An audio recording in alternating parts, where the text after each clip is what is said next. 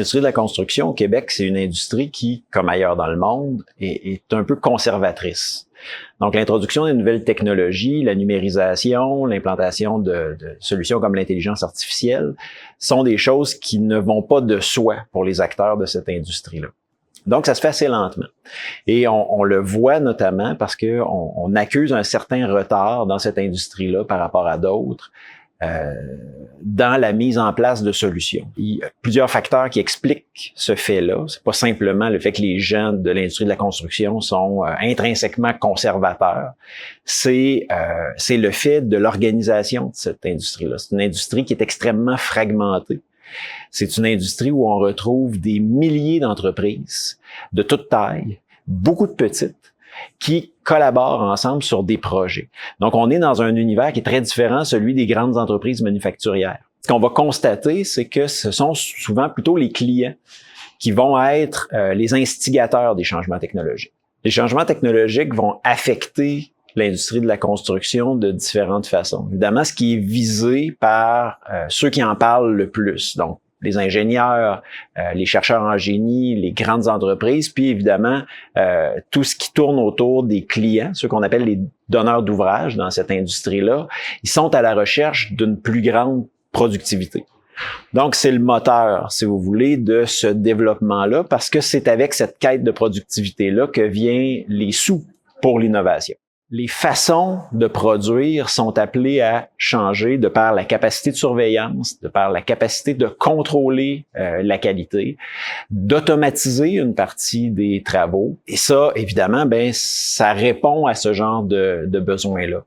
Maintenant, ce que nous, on apporte avec l'œil des sciences sociales, étant en relation industrielle, c'est ce qui vient avec pour un groupe qui a été, on peut dire, le grand oublié jusqu'à maintenant de cette discussion-là, qui sont les travailleuses et les travailleurs sur les chantiers, donc du personnel col bleu, des travailleurs et travailleuses manuels, dont on parle assez peu.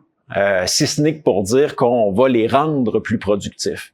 Et donc, il y a des impacts qui se font ressentir ou qu'on peut anticiper sur le travail et l'emploi qui ne sont pas tout à fait présents en ce moment dans la littérature et c'est une des raisons pour lesquelles on s'est mis à s'intéresser à ces questions.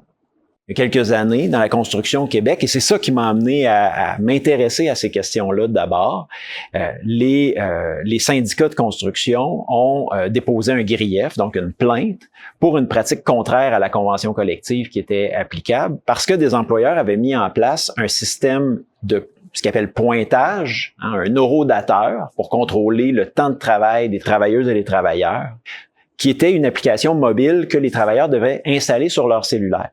Or, les travailleurs avaient des préoccupations eu égard à leur droit à la vie privée et à la possibilité pour leur employeur de les contrôler en dehors du milieu de travail.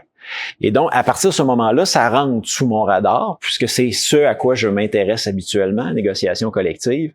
Et ça m'a permis de réaliser à quel point ces changements-là, l'introduction de nouvelles technologies, de nouveaux équipements, pouvaient devenir un objet de litige entre les parties. L'étude des changements technologiques, notamment dans la construction, en l'envisageant dans la perspective qui est celle des relations industrielles, ça nous donne un angle assez large, en fait, pour couvrir ce qui est aujourd'hui un point aveugle dans la façon dont on envisage les changements technologiques, entre autres dans ce secteur-là.